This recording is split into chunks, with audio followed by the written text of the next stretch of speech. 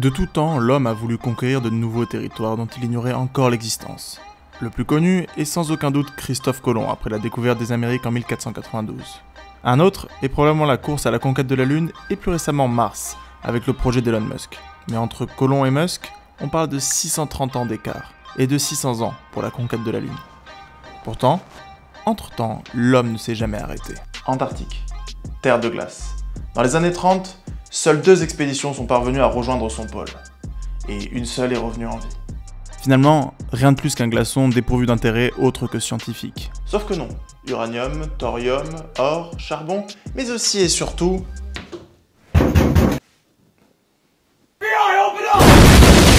Vous le savez, dès qu'on parle pétrole, on parle forcément américain.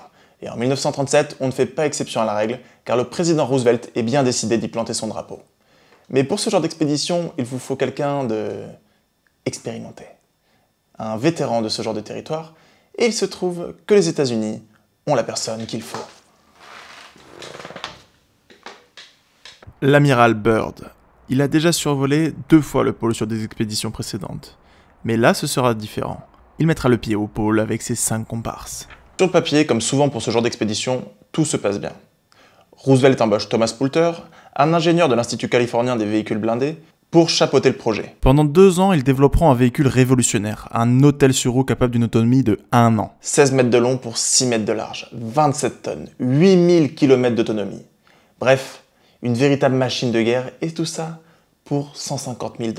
Alors oui, c'est le prix d'une Lambo, donc c'est pas cher pour un laboratoire capable de supporter ce type de terrain. Sauf qu'avec l'inflation, avec le coût de l'augmentation de la vie, etc., on se retrouve à un prix réel aujourd'hui de 3,2 millions de $. Alors, pour une aussi grosse somme, qu'est-ce qu'on a?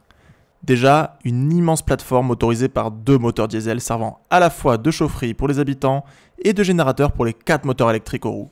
En gros, c'est un moteur hybride.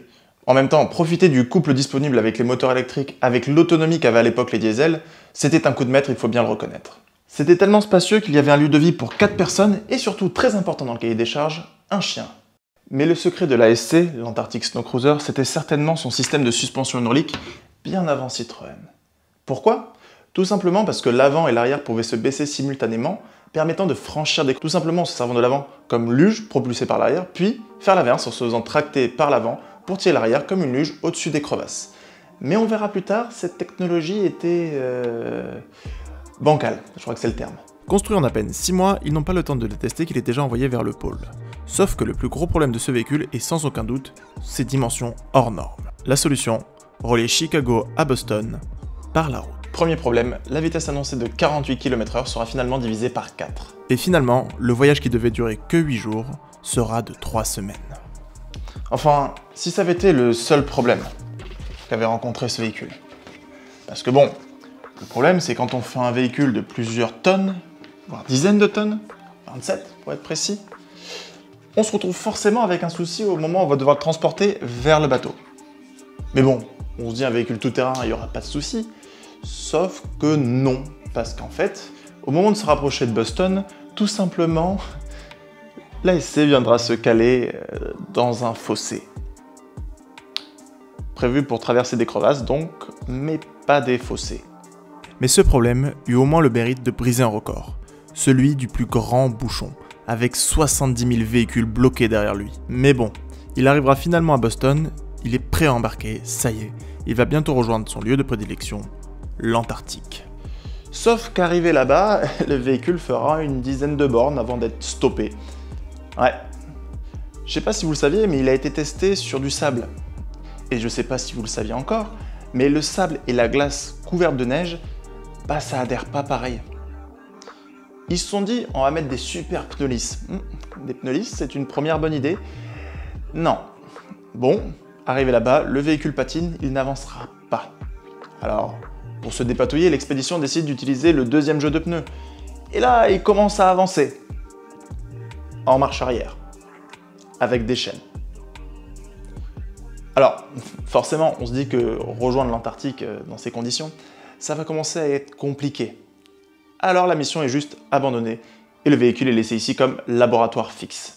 Voilà, le géant inarrêtable est maintenant à l'arrêt. Et la glace prendra soin d'effacer sa trace au travers des années. Sous l'océan, sous la neige, aucune réelle idée de ce qu'est devenu l'Antarctic Snow Cruiser. Sa dernière trace remonte à 1950.